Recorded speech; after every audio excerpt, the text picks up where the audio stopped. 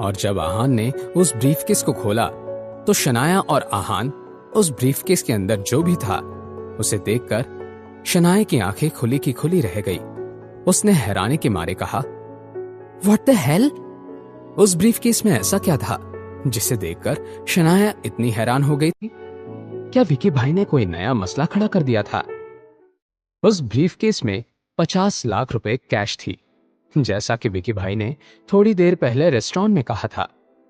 आहान ने कहा, यह तो सच में अनएक्सपेक्टेड है। वैसे शनाया, अब आपने क्या करने का सोचा है? आहान, हम ये नहीं ले सकते। हमें इस पैसे को लेना ही नहीं चाहिए।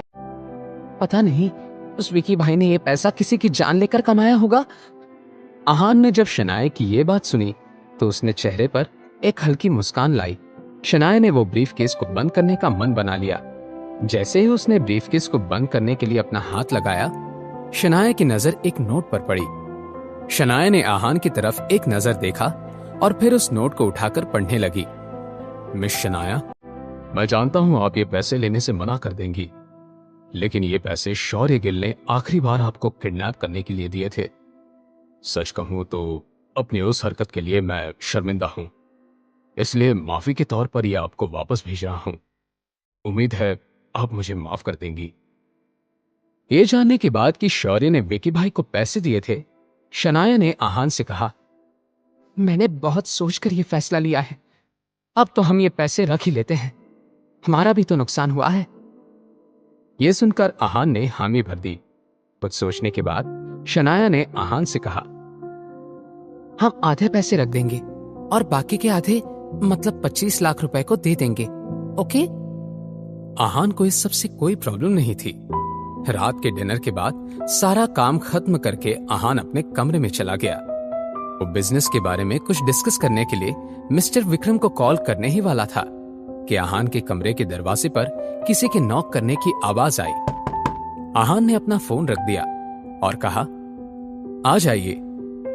दरवाजा खुला तो बाहर से शनाया अंदर आ गई। वो विकी भाई ने जो पैसे दिए हैं उनका क्या करना है?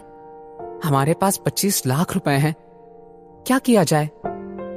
आहान ने कुछ सोचा और कहा, शनाया, अगर आप चाहें तो कुछ खरीद सकती हैं या कहीं इन्वेस्ट कर सकती हैं या फिर सेविंग भी कर सकती हैं। आपका जो भी डिसीजन होगा मैं आपके साथ हूं।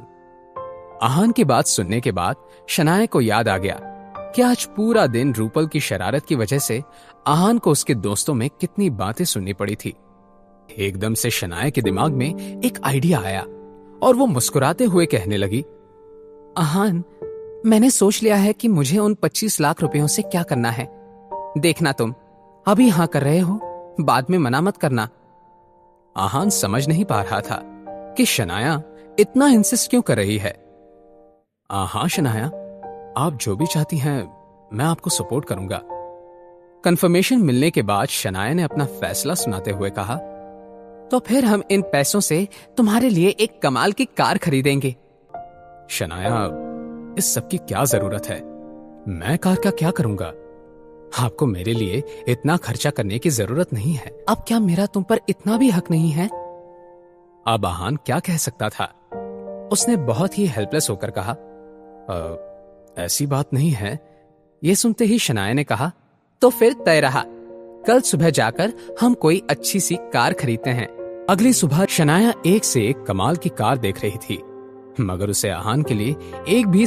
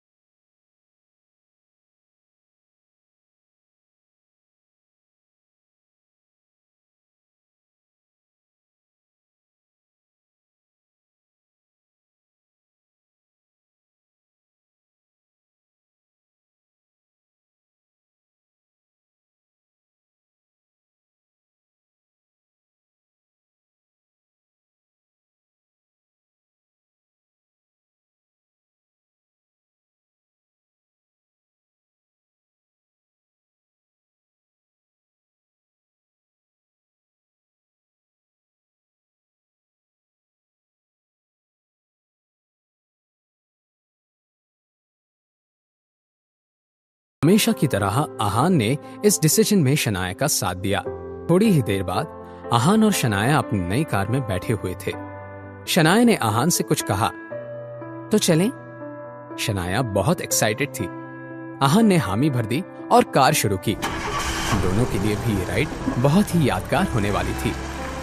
शनाया के मोबाइल पर एक नोटिफिकेशन आया और मैसेज खुलने के बाद शनाया हंसने लगी। उसने आहान से कहा, मैंने कार का फोटो रूपल को सेंड किया था। वो कह रही थी, नए बेबी के लिए कॉन्ग्रेचुलेशंस। ये सुनकर आहान भी स्माइल करने लगा। अचानक से शनाया ने आहान से सवाल करते हुए कहा, आहान, तुम्हें बेबी गर्ल चाहिए या बेबी बॉय? ये सुनकर आहान ने शनाया की तरफ देखा और एक स्माइल के साथ उससे कहा, अगर ये बेबी आपका है तो मुझे कोई फर्क नहीं पड़ता कि ये लड़की है या लड़का, मुझे पसंद है। जानने के लिए सुनते रहिए पॉकेट FM।